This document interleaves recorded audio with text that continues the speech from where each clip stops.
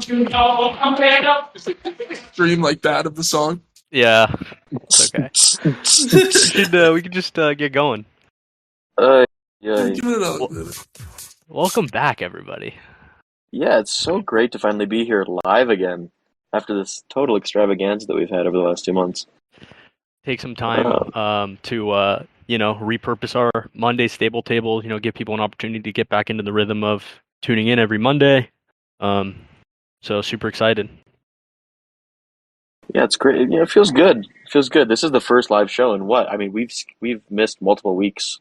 Been what, 6, 7? It's been since the Mint. I think this is our first time live. Like since right Oh after my reveal, God. I think. That's completely asinine. Is this being recorded? Yes, it is.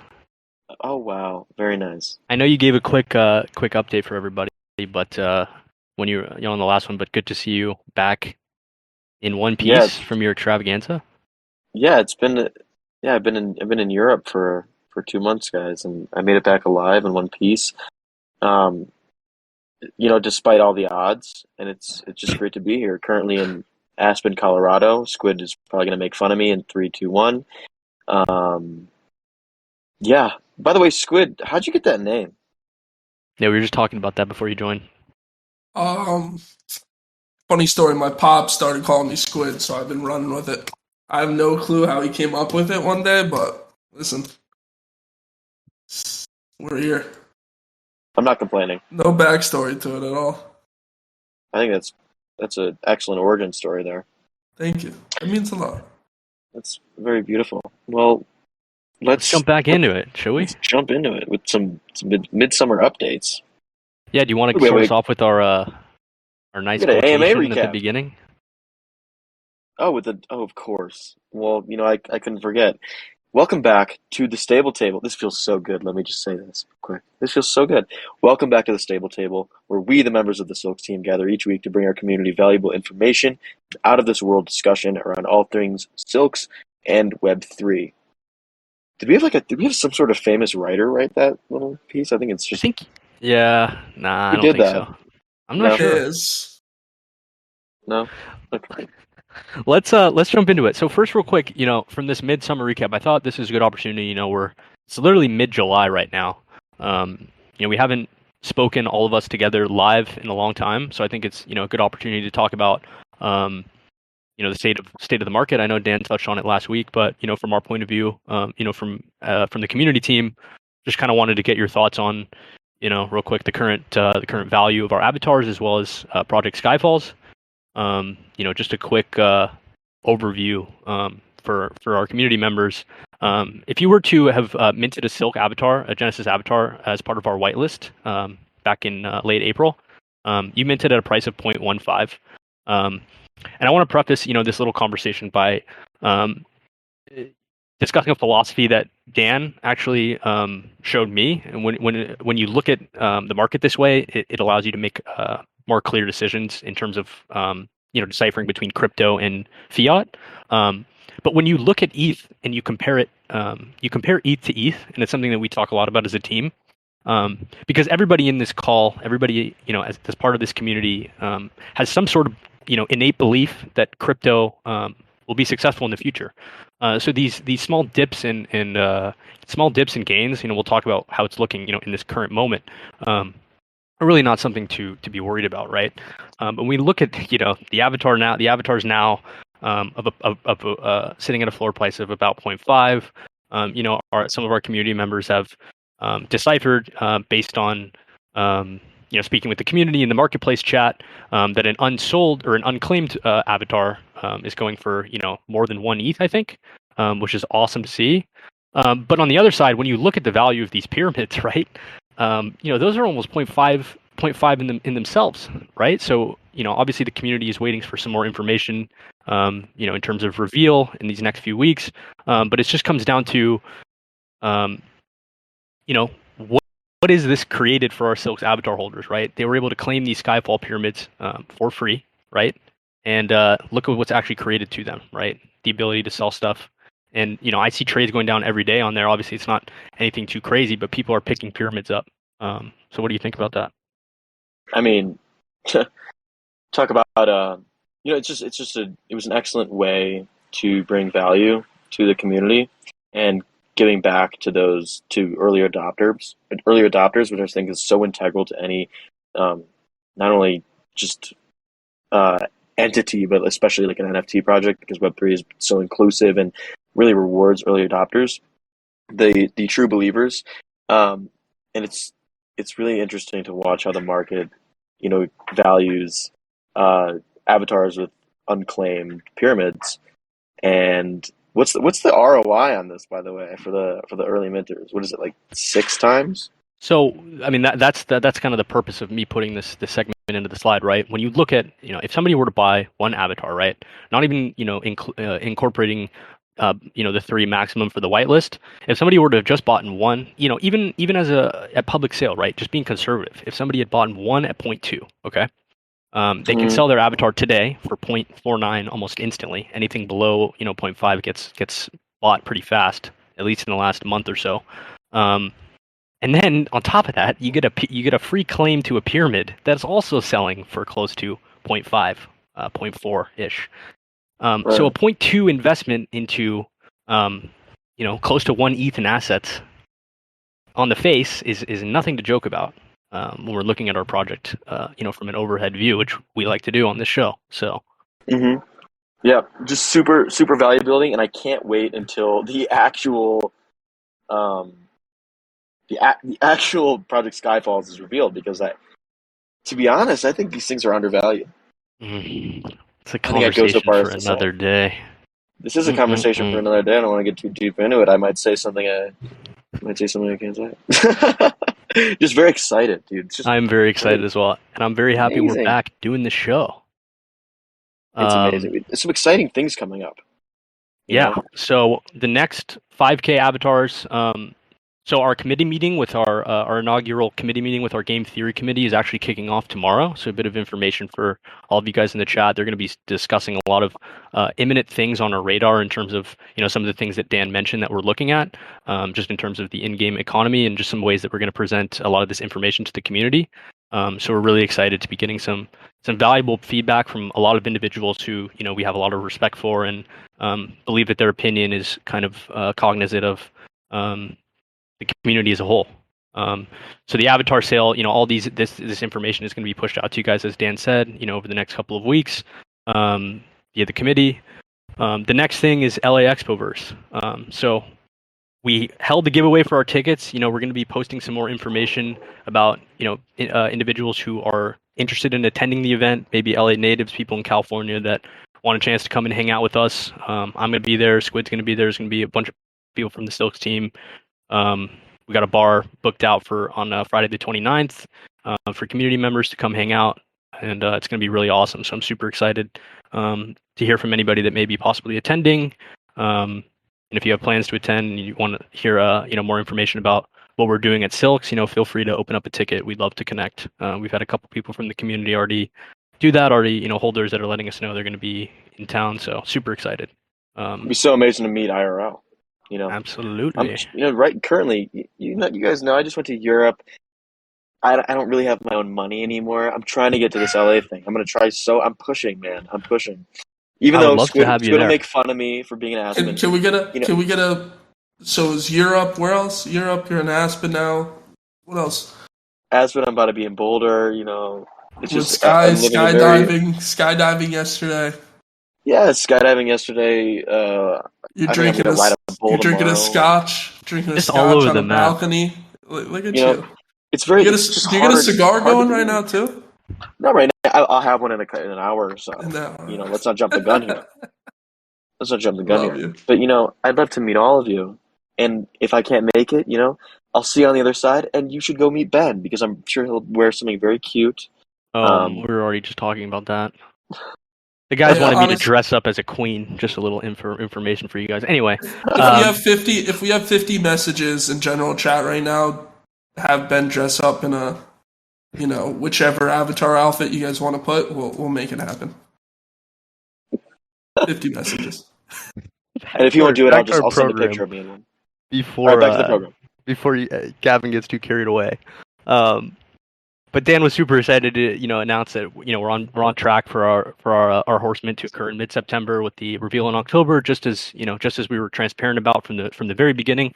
And furthermore on that, the Metaverse MVP will actually be, there's going to be stuff for people to play and engage with in October.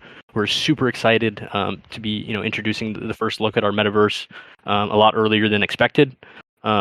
There's some awesome, updates on the back end with Access Point, the company that Dan was speaking about that, we've been working with to, help build out our platform. So just super excited about, all these developments that have, been occurring in the last few months. So that was just a quick recap for everyone. If you hadn't had a chance to catch the AMA, I know part of it got caught off there at the end. But yeah, let's on the radar. Jam-packed AMA. Absolutely jam-packed with incredible information. I enjoyed that so much after being out of the loop for a while. So pumped. Little on the radar. So let's do it. The market. I'm getting the slide.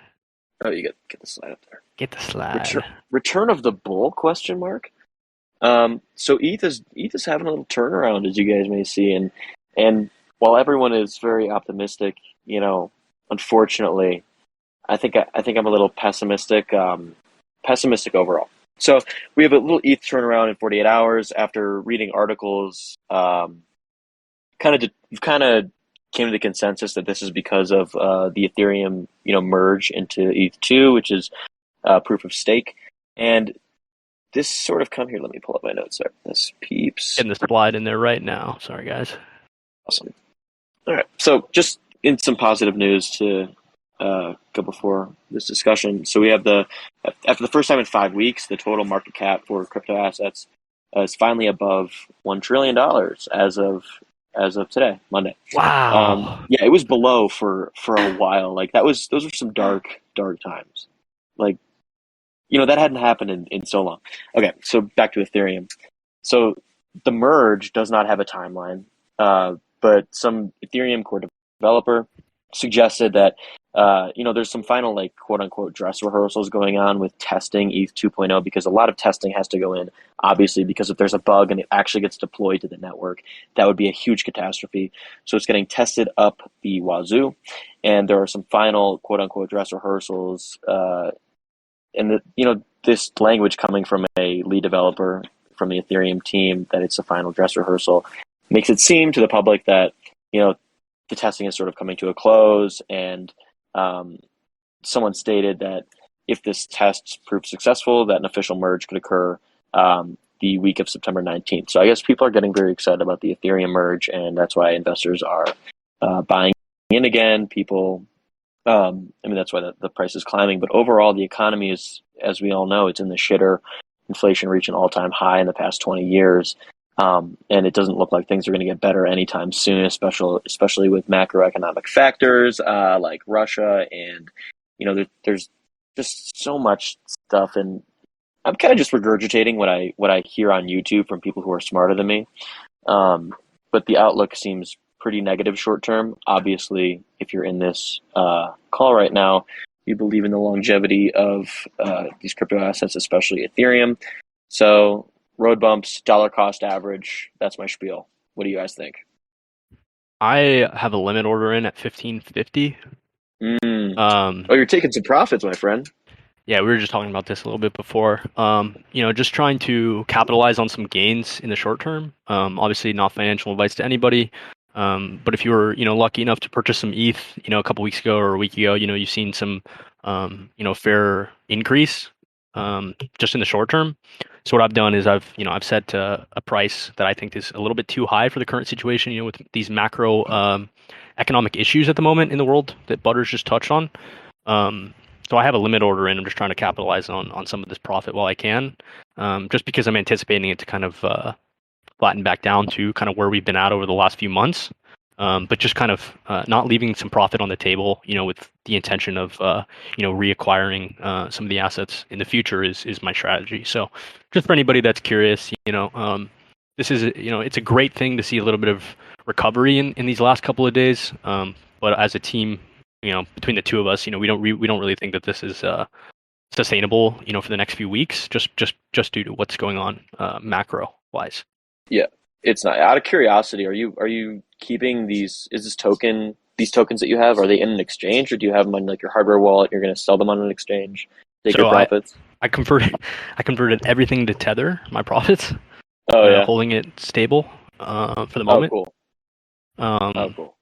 But I know that there's a lot of issues with stables at the moment, so I'm looking at internal ways to mitigate the risk. Yeah. Come on, get back in and gamble a little bit, you know. Come on, put it all on This stake. guy. See, that's Squid's philosophy. He just buys it all, and then just rides with it. Buy it all, man. You know, would. anyone send me any mint page for as much money as it costs. I'll buy anything. I will buy anything and everything. Okay. Send me any cute animal NFT and I will mint. You know, if someone put, you know, dedicated an hour of their time to make a pretty looking roadmap, why wouldn't I invest $1,000 into it? It doesn't make any sense, right? Obviously, it's a good project. All right. By the way, guys, should we tell? That deserves to be in more of a comedic show, and we're discussing maybe The bringing best a new is show the to first. The table. best is the first project on the slate after that. That sentence.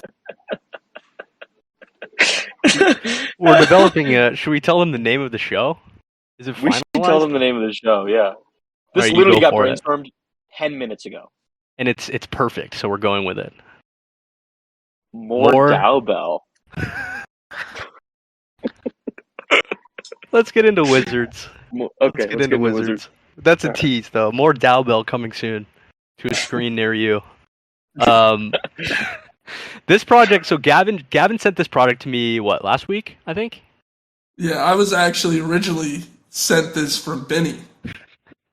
So this just got passed through the Silk food chain over the last week.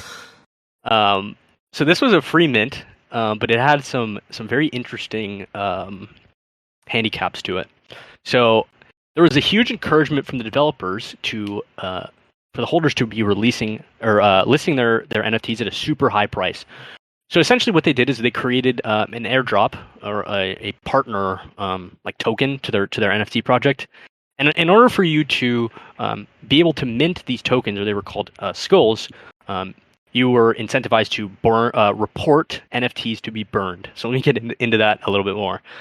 So as you can see on the right, the floor price right now is 0.16, and so this model has failed, and I'll explain why.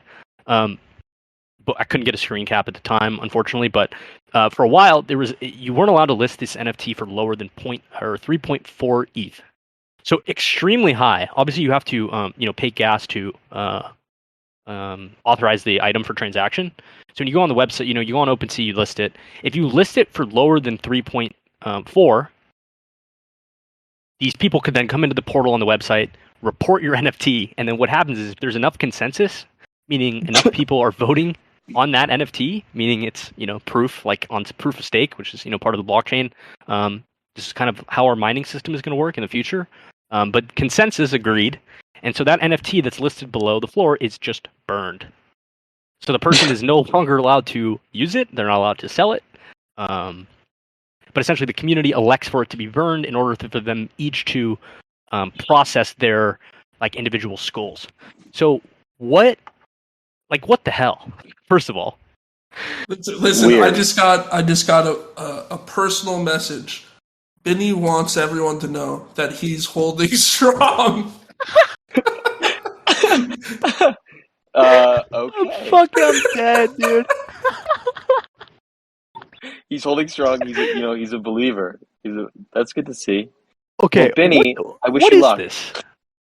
Okay, when you initially told me about this project, I didn't really do any in-depth research, but I thought you meant 0.34. If they listed below 0.34, you could vote to burn it. 3.4 is insane. It's completely unsustainable. I don't understand. I mean, I get why Benny is a holder because he's on the tokenomics side. He's probably geeking out over this because it's really cool, the mechanics behind it. But it's I don't know. To me, 3.4 sounds like an insane ask. Well, I don't even know if you look at really the 3.4. I think the 3.4 is definitely comedic, and that had to. But even if you just go check their website and everything, the staking, you collect the mushrooms. It's like Yep. it works very well. The back, like, I can see it could be better, but the concept's just like super cool. The voting, get enough mushrooms, the community. I don't even think they have a Discord. Couldn't find one. It was just Wow. there's part it's part of their ecosystem is focused on the mushrooms, and then part are focused on these skulls. Yeah, the voting, to burn out it's actually hilarious. It's cool. I think the idea is really cool, and it could act as like I think the cool thing is it could act as a blueprint for like another project that Runs with it. implements That's it. what I think. Yeah, and it's cool. It's like a proof of concept thing. I guess in this implementation it didn't work, but I don't see why it couldn't with a different, more sustainable sort of model. I mean, it is funny. I guess they succeeded in making me. Connor brought this up in our chat yesterday. Like, think about like the fees attached to that too, right? Like, you take an 8% royalty fee, and these items are being traded at 3.4 ETH, right? FOMO, whatever you want to call it. It's a free mint. I mean, if you could say the same thing about Goblin, whatever it was called, Goblin Town. There's so many derivatives. Yeah, Goblin Town. People are paying absurd amounts of money to get into this project, but it's just like, were there a lot of now, 3.4 sales? Well, no, what's happening is like I see they start bundling, Yeah. and then like people are making offers, and you can grab them. I would say like anywhere from like 0.3, 0.4, but like it's the same thing. It's just a funny project. So I thought it was perfect for the table. Yeah, it's a great table project. It's funny. I want to see like a successful version of this. This It's really cool to me. This next slide's gonna make me tear up a little bit. Oh, okay. This was inspired by our good friend G Holm, who's in the audience right now. Is shout out to him. Is he going through the same thing as me right now? I believe so. What's your story with this? Listen, I was a Voyager user. No. Yeah, Ben knows that. And I didn't, when I was getting off Coinbase, my next step was to get off Voyager, but sometimes you wait a little too long. Well, you know what the shitty thing is? It's not even your fault because you were told time and time again that your assets are protected and they're being invested in non-risky ways, and it turns out that was total bullshit. And we need regulation just like the stock market protects consumers like us. It's ridiculous. It's absolutely ridiculous. How many tokens do you have locked up? If you don't mind. Yeah, we could talk about that another day. Okay. I don't want you to cry. Baby, don't cry.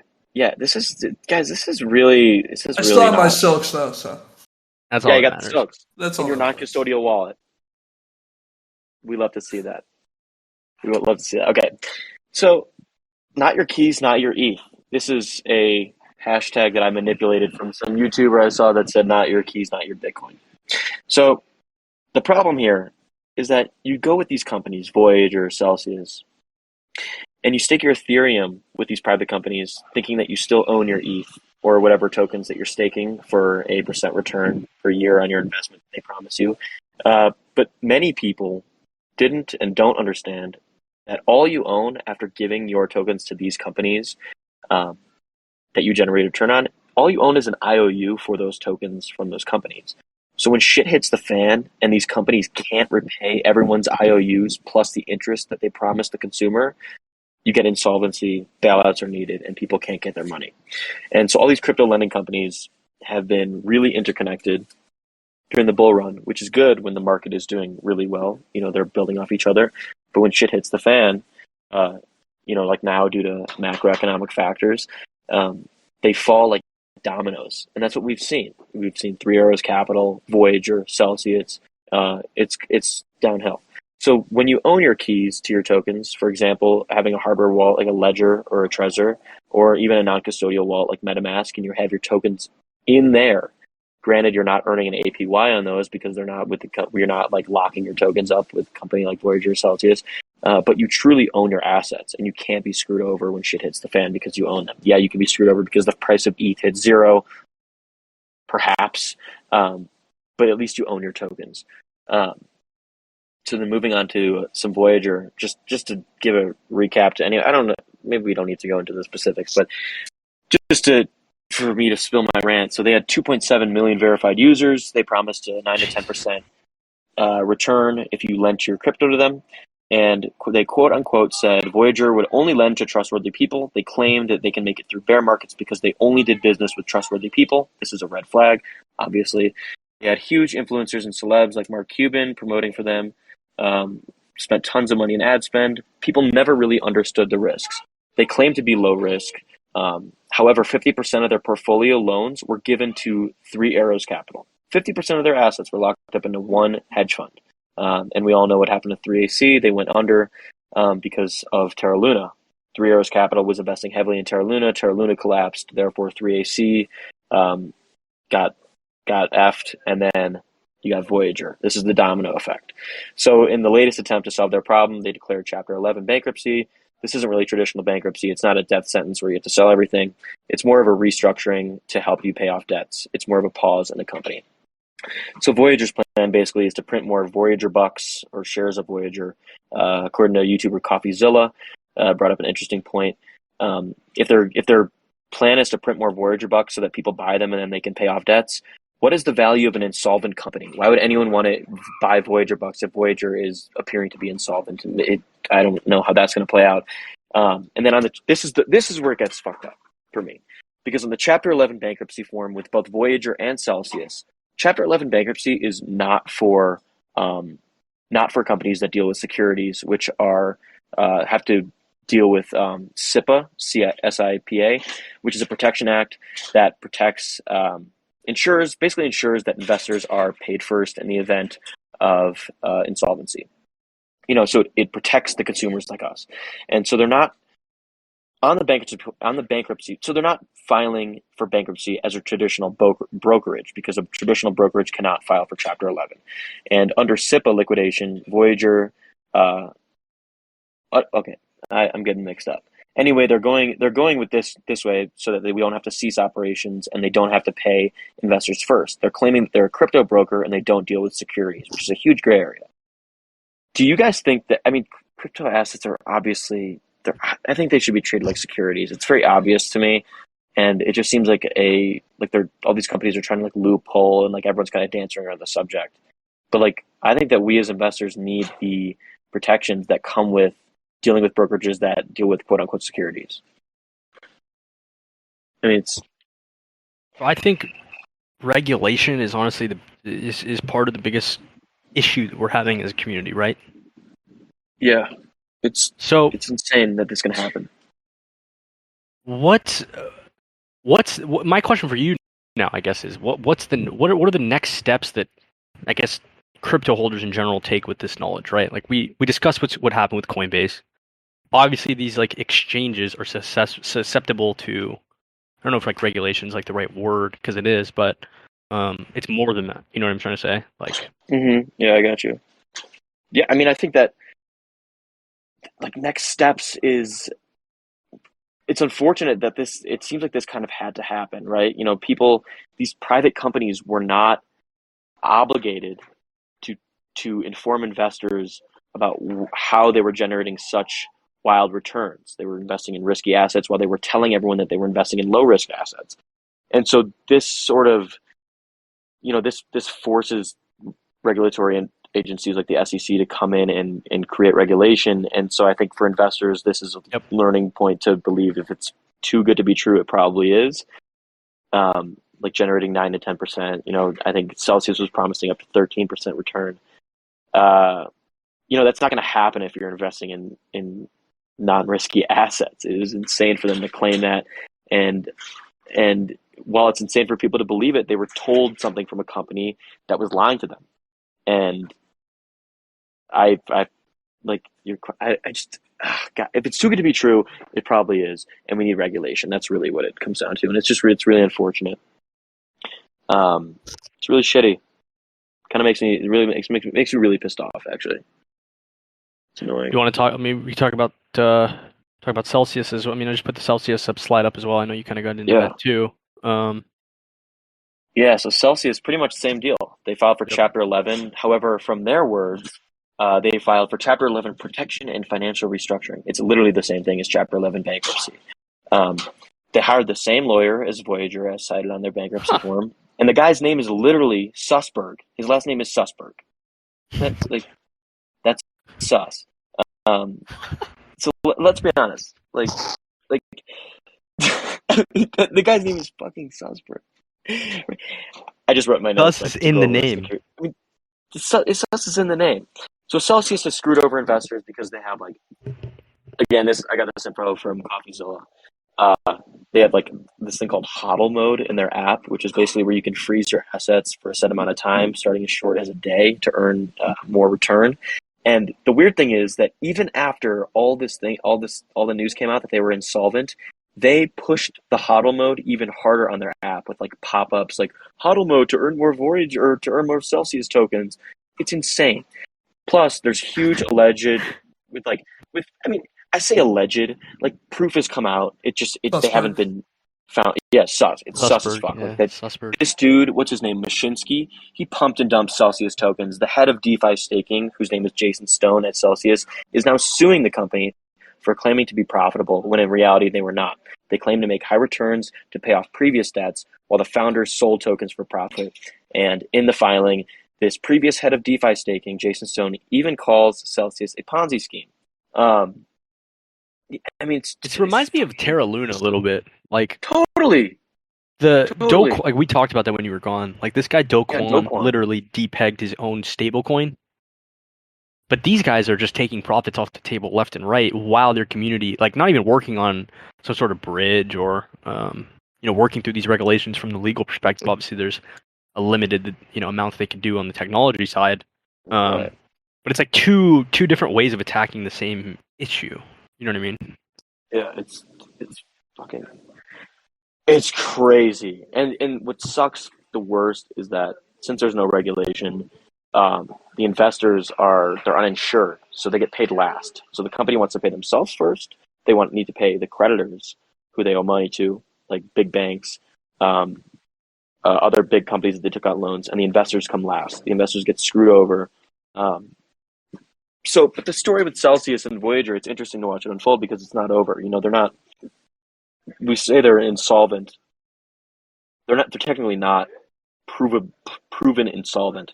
There's still hope, but with shady characters behind the scenes like Mashinsky and Yep. It's just. I mean, Voyager's. I think it's a little different. I think the story was less about shady characters and more about. They had 50% of their assets in 3AC, which went to shit, which is also shady, but I don't know, it's just crazy. On another note, before we open the floor up, see if there's anybody that wants to jump into the conversation, I just want to say, on another note, I know the last time we talked CoinGate, since then I have completely removed myself from the exchange and I have switched to Binance. And I have I've been trading for 4 or 5 days almost flawlessly, and it was recommended to me by a couple of people from the community. But what a great exchange comparative to Coinbase. Coinbase is the only thing that I'd used. The amount of interoperability you have with your funds on the app, on the Binance app, at least on mobile, is incredible. I'm actually able to shortlist coins, create separate lists for things that I want to track. Just an awesome platform. So if anybody's out there that is a Coinbase user looking to get off of it, I highly recommend Binance.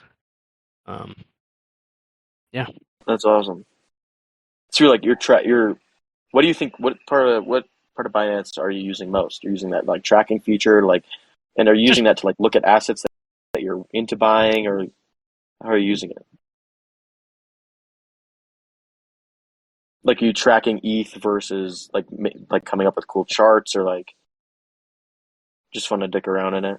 I got a little rug there. Everything that I was doing on Coinbase, all my day-to-day transactions, if I need to move stuff to MetaMask or to my cold wallet, it's just it seems to be just much more smooth line process. Also, just buying crypto in general is so much easier on the app. Just some food for thought if anybody's looking for a new exchange. Food for thought. Love that. CoinGate. We got I want to bring up G Home first, just because he's one of the reasons that we picked this topic. How you doing, friend? Let's go. Good. Can you hear me? Yep. All right. Sorry. Yeah, I was in my truck. So, I think you guys did a really good job kind of covering that. And just like on the Voyager stuff, I'd say I'm hopeful. I don't expect that I'm going to see everything back, but Chapter 11 is a good sign. It's a good indication given the situation, right? Crappy situation, but probably best possible outcome. I do agree kind of with, I think, what Butters was saying. This had to happen. It had to happen for the industry again in order to make progress for others, especially trading on centralized exchanges. But I think some of the CoffeeZilla stuff, I listen to that too. I think he's a little bit misguided. I see where he's coming He from. he is very misguided. He's pretty negative crypto, so I try to take what he says with a grain of salt. Yeah, yeah. And I mean, Voyager and now Celsius. I mean, they've got the best legal firms that you can pretty much have in this space. And so I think they'll be directed pretty good there. I One of the things I really find interesting about this, again, I do maintain it had to happen. I hate that, I had almost six figures locked up in Voyager, Wow. and it's stuck there. At the moment, I just have to watch it all. But the uh, if Voyager was private, this probably would not have happened because they wouldn't have had to, release the information. Because keep in mind, the hole that they had dug themselves by lending 52% of their loan portfolio to 3AC, it was covered by Alameda and Sam Bankman-Fried's, his research hedge fund. Yep. They had obtained the appropriate amount of lending to cover that hole, and I don't think this would have happened had they been a private company versus a public company. That being said, I think that I do think they'll work through it. I don't think I don't expect that I'm going to be made whole. It's a tough lesson, and I hope a lot of people here learn from that. Learn from what you guys are saying because it sucks, especially right now when I want to be dollar cost averaging more. But I always talk about like know your investments. I think that's a big thing in cryptocurrency, understanding what the utility of a token is, what it's doing. A lot of investors with the Voyager were very, very, I would say, misguided, myself included, because I was under the impression we were earning such good yield based on I could go stake those coins on a platform and make more yield than I was making in Voyager. But then I couldn't access them if I wanted to trade in and out. I couldn't move them. So I thought I'll take a lower yield, and they're probably staking my coins and paying me a smaller interest rate and kind of skimming some off the top, making money. And Right. I mean, that's basically what they were doing. They were just doing that with extremely risky investments. yeah, I mean, in this case, they did an uncollateralized loan to 3AC, which is nuts. I would have never expected they were doing something Crazy. like that. So it's not over. And one final piece of advice, it's my fault. I took vacation, right? I come back, I'm catching up with work. I catch wind of 3AC. I'm like, I'm going to deal with that on Friday, July the 1st. So that morning I get in to my brokerage account. I initiate 5 transfers, and they're all test transfers first because I, try to be a good steward, do what I'm supposed to do. Sent $20 of, Bitcoin, Ethereum, Matic, going through each of those USDC. And then I realized they've limited the transfers to 5. So I got locked out for 24 hours. And then later that day, they're like, yep, you're done. No more transfers trading. They locked it all down. So yeah, live and learn, I guess is all I can say. But that's all I Yeah. got, guys. I appreciate covering it. Yeah, no, I appreciate you. Thanks so Yeah, you much. brought a Yeah. lot of good points. That was a great expansion. Fuck, man. Yeah. It's really terrible. Yeah. We hope there's a solution. Yeah, That but for like everyone. you said, it's not over. It's not over. Yep. And while people may not get their whole basket back, hopefully something gets figured out where you can get some of your money back. Yeah, if anybody wants And some VGX later, let me know. Awesome. they need to be prosecuted I mean, seriously, I'm literally going to prosecute them. I'm going to become a lawyer so I can prosecute them. They just misguided so many people. It's ridiculous. How could you claim that you're investing in risk-free assets and you're generating return from risk-free investments with reputable people. If really you're not, and then that company that you're investing 50% of your portfolio in tanks, and you've just screwed over people, and pensions are invested in this, it's crazy. Anybody that wants to learn more, you can follow Simon Dixon on Twitter, who's really taken up charge for Celsius and Depositors First, and very similar stories. And that's what he's maintaining is along the same regulatory lines that you all are talking, and that investors didn't understand what they were getting into, and basically claims these are illegally operated securities business, unlicensed, I guess I should say. Yep. Thank you so much. Triple Crown JC to close us out. Well, hey guys, how you doing? How's it going? G Holmes, great info. I have nothing really to add to that portion of this. I wanted to ask a question to Butters because he's been traveling and see if he was able to find any racetracks over there to talk about. Hit me. Okay, I did not see any racetracks. Unfortunately, the trip was incredible because we hit so many places. Unfortunately, that meant we were only in every place for about 2 days and just hit the touristy spots, and only in a couple places had actual chill time. I didn't see racetracks, but I had some friends who were they were traveling the Spanish islands, and I can't remember if they were in Ibiza when they sent me this video, but I had them send me videos. They were at this polo game. So there were horses, and I had them see if there was a racetrack around, and they sent me a couple pictures of some horses running. That was the closest I got. Unfortunately, not. Well, were you able to recruit anybody to our wonderful world here? I met one. Because that's what we're doing. We're just continuing to recruit. We got a great group of guys that we've put together a nice syndicate on. Most of them in the crowd here right now, and then. At the real racetrack right now, we are going to be holding an event at Emerald Downs August 21st. So anybody that's in the crowd, anybody that's Silks related, everybody's welcome. It's an NFT and Web3 thoroughbred thought leaders event that we're holding, and we got some really great minds that are outside the industry, that are inside the industry, both, because ultimately we just want to bring people into the winner's circle with us more and more. 100%. We have the same philosophy. Awesome. We're gearing up for this sale here pretty soon. Looking to bring a lot of new people into the community. So we're really excited. Awesome. I'm chatting with Abe on Friday, and going to try to get the Silks environment more involved with what we're doing. At the racetrack as well too. We're invested. I mean, we're definitely a part of this long term.